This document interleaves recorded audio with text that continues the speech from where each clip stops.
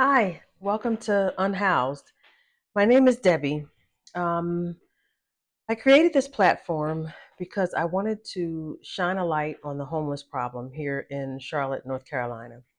I've been here for about 7 years. I'm a transplant, like most people are here in Charlotte, from Philadelphia originally. And when I came here, the cost of living was very affordable. um, you could buy a home for a lot less than what I was seeing back home in Philadelphia, in the Philadelphia area. Um, and it was just easy to live here, comfortable to live here. Over the last 7 years, that has changed drastically. Um, I started seeing a lot of homeless people, um, uh, not really on the streets because they don't really do that here. They kind of have tent cities here. In fact, I remember I was driving down the street one day. One of the things I love about Charlotte is just all the trees, and just a lot of nature. Um, and I remember just seeing all the open road in front of me and all these beautiful trees. And I had to stop at a red light, and I looked over at these beautiful trees, and behind these trees was a group of tents. So I was like, are people living in those tents behind the trees? So basically, that's what happens. You won't see a lot of homeless people on the street per se. You will see them in little tent communities that they create. Um, it's very unfortunate. And it considering all the growth in this town, like there's every time I turn a corner, there's a new development going up. There's a new apartment complex. There's new homes everywhere. But apparently, their homeless population has gotten out of control. Did some research, and apparently, right now, there are 2,784 homeless in the city of Charlotte. Uh, of those, 288 are completely unhoused, which basically means there's nowhere for them, which is that probably accounts for these little tent communities everywhere. Um, and one of the things that I wanted to do with this podcast was I wanted to shine a light on these people. Um, Homeless in Charlotte tend to be in the shadows. You don't see them.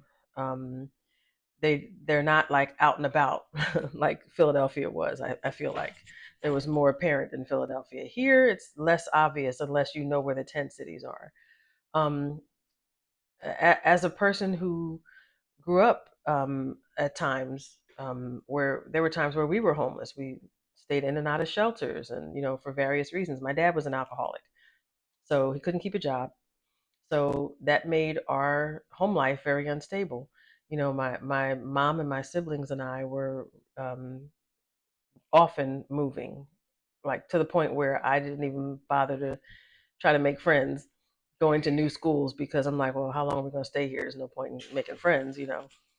Um, I did make friends, and it's funny. Like some of the friends that I have, my best friends today, are friends that I've had since fifth grade. That was the last school that I was in where we had um, some continuity there. And that's a whole nother story. But there was a lot of instability, and obviously because my dad was an alcoholic, that was the main reason for the instability.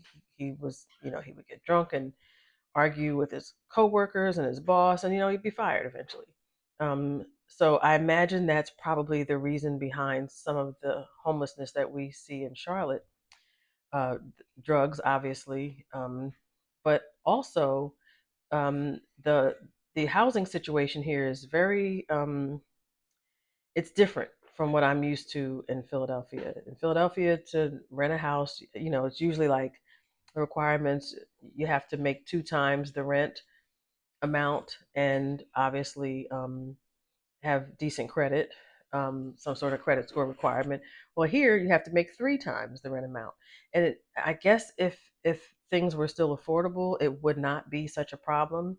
However, the average three-bedroom, one and a half, two bath house, single family home here, and apartments as well, rents for about 1900 to $2,000 a month.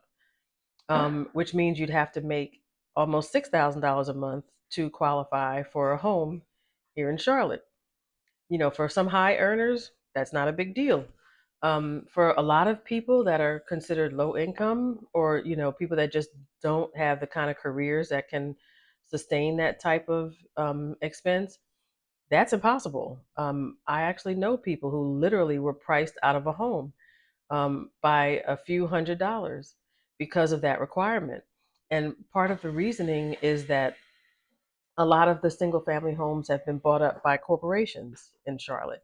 There's a couple of companies that I know of offhand. The one is Progress Residential, and the other is First Key, and I think that Tricon, I think, is another one. And these companies go around and buy up all the single family homes and rent them out, and they have somewhat created these standards that the average person may not be able to meet.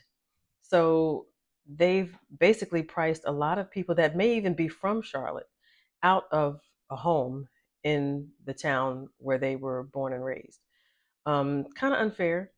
I don't know what's being done about corporation owned housing, but something needs to be done because, from what I hear, these companies do their best to buy as many properties as possible. And there's bidding wars with regular people that just want to buy the house. But these companies have deep pockets. So um, they're obviously 9 times out of 10 going to win a bidding war. Anyway, so part of the reasoning for me creating this podcast is to shine a light on the problems and the reason why um, the the homeless rate is going up in Charlotte. I want to be able to talk to people that hopefully can shed some light on what's happening politically, because it seems to me this is a bill that needs to be created that would uh, put some sort of standards around corporation owned housing, so they're not buying up all the properties out here and creating these standards that normal people cannot adhere to. Also, I want to be able to talk to some people that are helping. I know there's several shelters that operate in the city. From what I hear, they're always full or overflowing. Um, Also, there's several extended stay type of um, establishments where people can stay for long periods of time. I imagine that's not comfortable either.